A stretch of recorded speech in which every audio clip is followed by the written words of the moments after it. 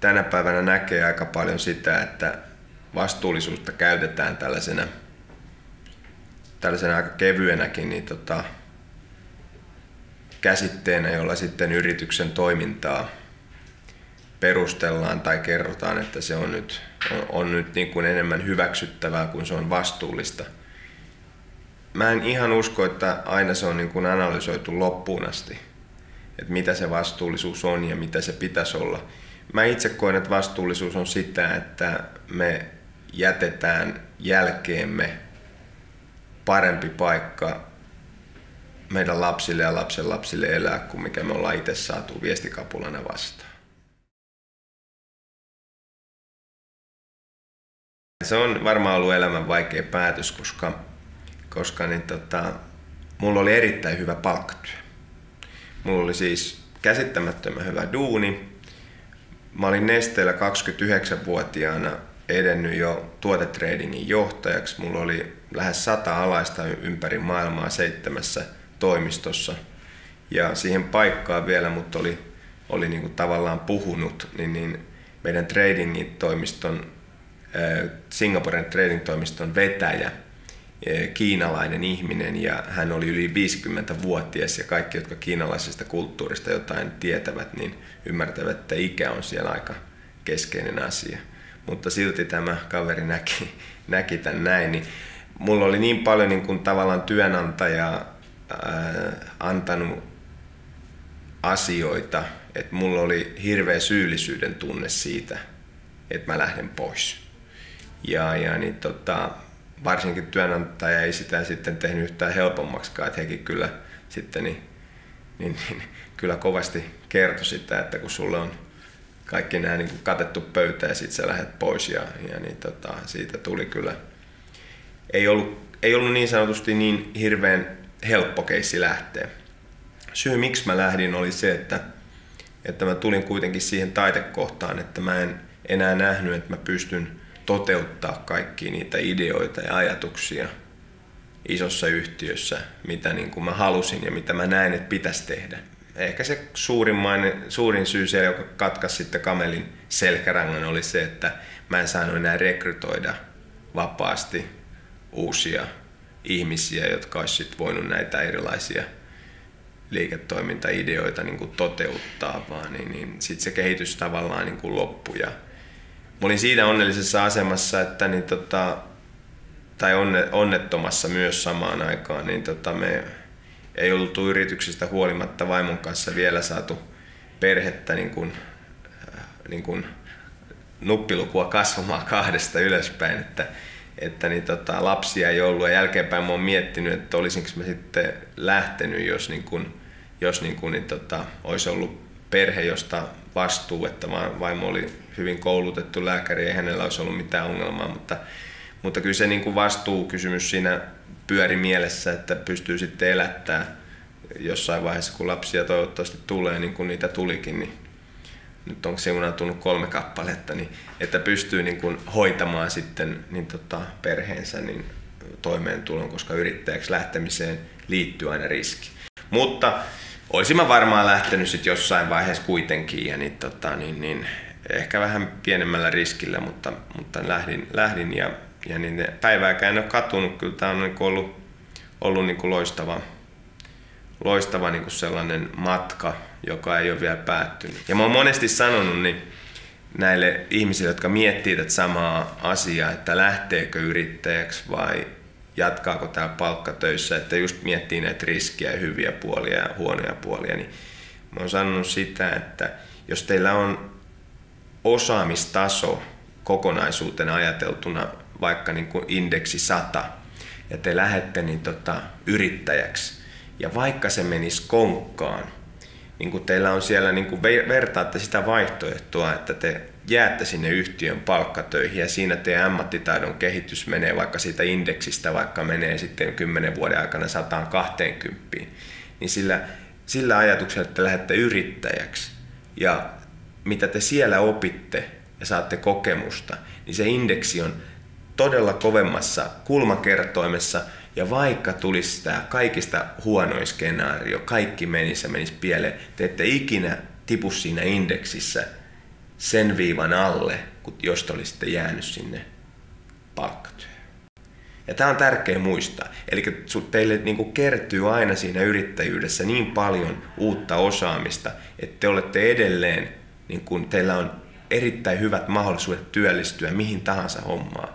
Vaikka te olette kokenut minkä tahansa jutun, kunhan ette ole tehnyt moraalisesti niin mitään niin kuin väärää.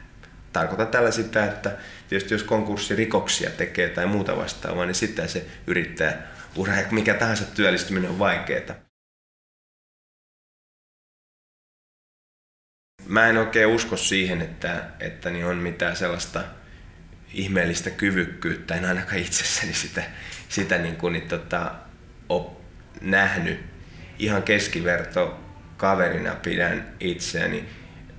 Ehkä niin kuin se, mikä on tosiaan se, mikä menestyksen on sitten luonut, niin on luonut se, että osannut tehdä oikeaan aikaan oikeita asioita. Osittain aina siellä on mukana myös onni ja osittain se, että on ollut sitten niin kuin oikeanlainen näkemys siitä, miten tämä meidän toimiala kehittyy. Mutta ei siinä muuta. Se, mikä sitten, niin jos vertaa kilpailijoihin, niin mikä tekee tietysti vertailun vähän vaikeaksi, niin aina kun sitä menestystä mitataan, niin täytyisi kuitenkin toimialan sisällä pysyä, koska ne on aina sitten, jos vertailee eri toimialoja keskenään niin ja menestystä keskenään, niin ne on aika hankalia yhteismitottaa, mutta mähän on kilpailu maailman suurimpien yhtiöiden kanssa. Ja se on ehkä se niin haastava osa sitä, mutta siinä on myöskin mahdollisuuksia. Se on ollut sellaista Daavidin ja Goljatin välistä taistelua. Et siellä on maailman suurimmat yhtiöt ja niiden tase, mutta vastaavasti ne on hidasliikkeisiä ja ei pysty sisäisten politiikkojensa takia tekemään monia asioita. Ja se on ollut hirveän niin kuin sellaista, sanotaanko älyllisesti haastavaa puuhaa, kun on joutunut miettimään siinä sarjassa, kun on tavallaan niitä rahaton, että miten pärjää sitten näitä niin kuin ExxonMobileja ja Shellejä ja vastaavia vastaan, joilla on kuitenkin maailman suurimmat taseet.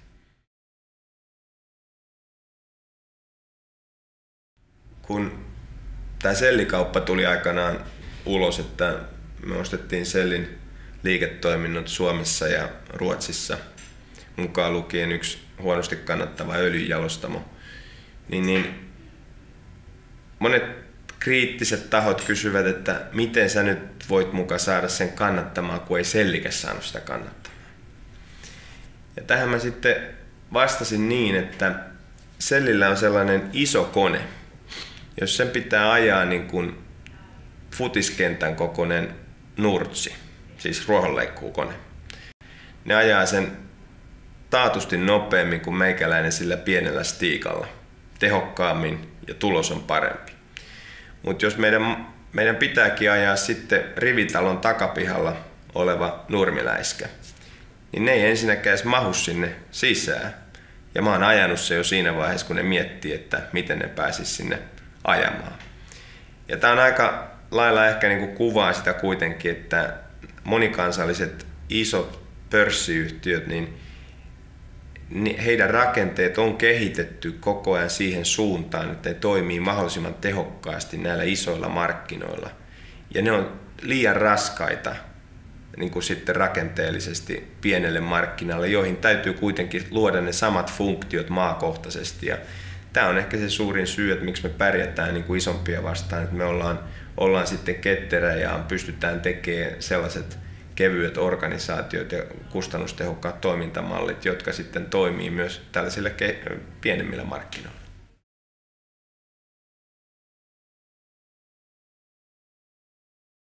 Se on sellainen, missä jokainen voi pystyssä päin silmiin katsoen kertoa, että tämä mitä nyt tälle maksetaan on ihan yhtä oikein kuin että sulle maksetaan näin.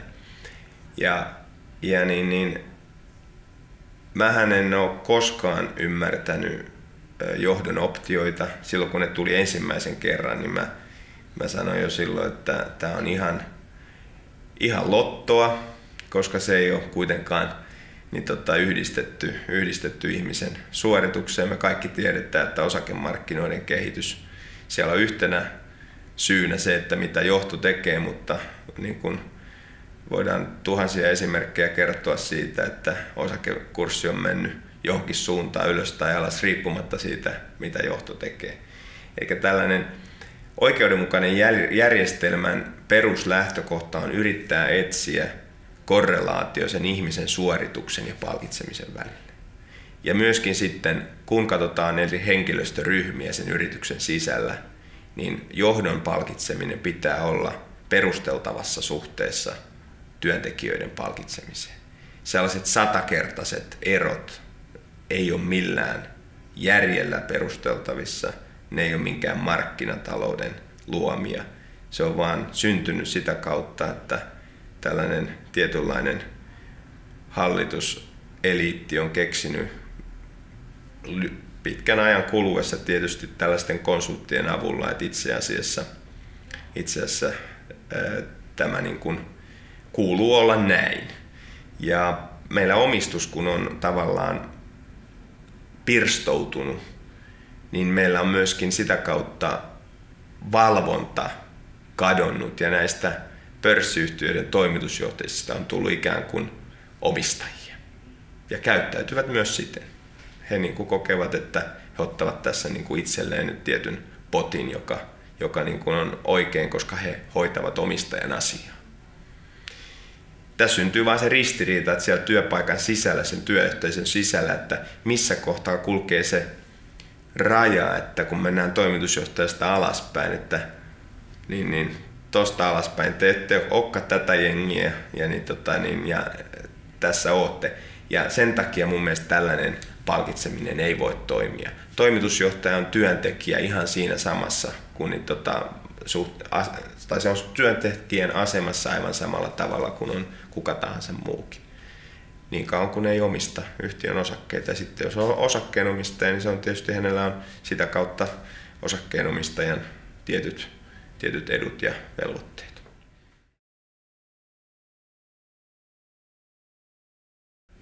Meillä oli uutisissa eilen, oli ensimmäisen kerran pitkästä aikaa, niin uutisoitiin väestönkasvusta jotakin.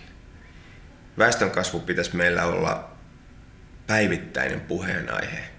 Ja se, että miten me, niin kuin tämä meidän elämän tapa, mikä meillä on nyt, sovitetaan yhdessä tämän planeetan kantokyky ja väestön kasvu.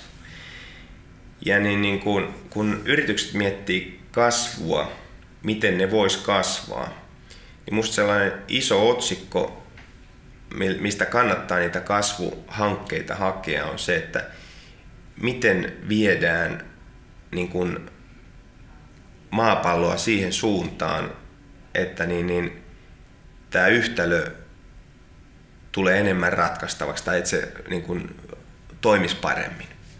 Et me ei kuluteta tavallaan enemmän kuin mitä voi kuluttaa. Ja sellaiset ratkaisut, oli ne mitä tahansa millä alueella, ne luo sellaista kestävää kasvua. Kasvu, joka perustuu siihen, että käytetään raaka-aineita enemmän kuin niitä voidaan käyttää, niin se ei ole kovin hyvää kasvua. Se kasvu oikeastaan, sitä näkee vielä ja tullaan näkemään vielä monta vuotta, toivottavasti ei montaa vuosikymmentä, mutta realistista on kuitenkin, että sitä tullaan näkemään vielä pitkän aikaa. Mutta yritysten pitäisi löytää niitä kasvuhankkeita ja keskittyä niihin, jotka perustuu tällaiseen kestävään kasvuun. Ja tämä on ihan se keskeinen juttu. Mitä ne sitten milläkin toimialalla on, niin ne on sitten hyvin kirjava joukko erilaisia juttuja. Esimerkkinä meidän alan ulkopuolelta, niin mulle tulee mieleen kaikki, mikä liittyy puhtaaseen veteen. Varmasti on kestävän kehityksen mukaista ja kasvuun. Sieltä tulee jossakin vaiheessa varmasti liiketoimintaa, niin jos siellä kehityksessä pystyy olemaan mukana.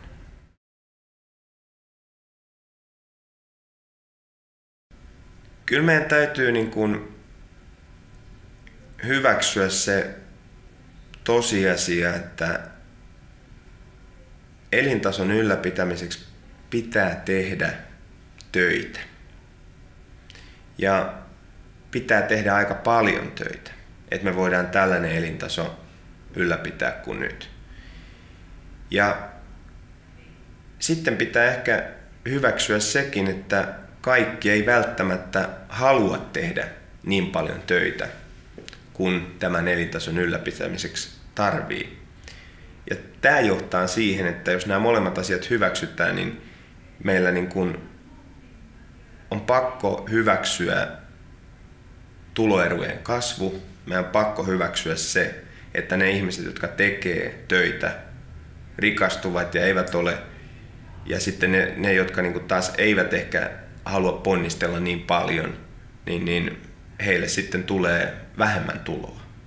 Ja tämä on vähän niin kuin meille uusi asia, koska me ollaan ajateltu tähän asti, että niin kuin tasainen tulojako niin takaa sen yhteiskuntarauhan, mutta meillä on pieni ongelma siinä, että tällä tasaisen tulojaon ajattelulla meillä niin kuin voi olla edessä tällainen yleinen kurjistuminen.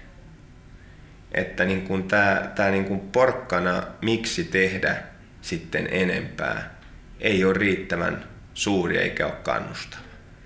Ja tämä niin kuin ei tarkoita sitä, etteikö me pidettäisi huolta niistä ihmisistä, jotka ei itse kykene pitämään itsestään huolta. Suomi on hyvä malliltaan. Mä niin kuin pidän skandinaavista yhteiskuntamallia ehkä maailman parhaana, tai pidänkin sitä maailman parhaana, mutta meillä on se handicap tässä, että meillä koko ajan suurempi joukko ihmisiä jää sinne leiritulelle ja yhä harvempi lähtee sinne metsälle pyydystämään niin kuin heimolle ruokaa. Ja tämä on niin kuin sellainen asia, mihin täytyisi niin kuin pistää niin kuin ajatuksia ja yrittäjät on kyllä se hyvin keskeinen voimavara ja yrittäminen yleensä, että tänne saadaan se riittävä kansantulo, jolla voidaan sitten tätä hyvinvointia ylläpitää. Ja sitten siinä yhtälössä pitäisi hyväksyä se, että nämä ihmiset, jotka tekevät tätä ja tekevät enemmän kuin muut, niin he myöskin siitä hiukan enemmän saavat. Mä oon joskus tästä oikeudenmukaisuudesta niin kun puhunut, kun tämä Väinö Linnan Täällä Pohjantähden alla on mulle hyvin pitkälle sellainen oikeuden oppikirja, missä oikeudenmukaisuuden oppikirja sanotaan näin, missä niin kuin aikanaan haettiin sellaisesta mielivallasta pois sellaiseen oikeudenmukaisuuteen mentiin, niin se kuvaa tätä Suomen alkuhistoriaa. Ja silloin kun torppari halusi itselleen osan omasta työstään tai oman tekemänsä, niin se oli aika helposti oikeudenmukaisuusargumentilla perusteltavissa. Hehän oli itse asiassa tämän päivän yrittäjiä, torpparit, hyvin pitkälle, pienyrittäjiä sellaisia.